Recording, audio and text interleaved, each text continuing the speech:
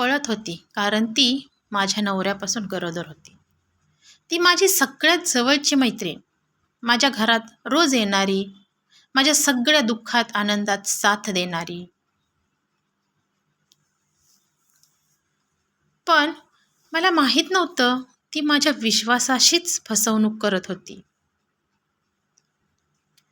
तो भाऊ ज्याच्यापासून ती घाबरून पळत होती, तो कोणी भाऊ नव्हता, तो माझाच नवरा होता.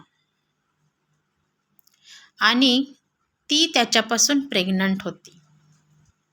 तो तिला म्हणत होता, हे बाळ ठेवू नकोस, नाहीतर सगळं तुझ्या मैत्रिणीला सांगतो.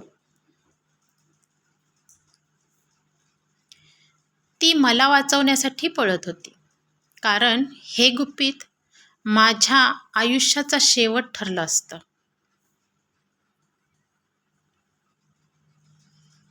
आणि काल रात्री तो तिचा शेवटचा मेसेज आला. माझी चूक नाही. तो मेसेज माझ्यासाठीच होता.